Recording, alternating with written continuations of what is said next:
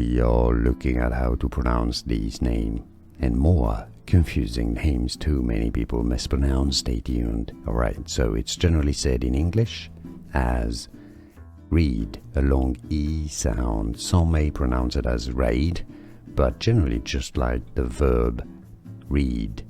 Easy, read.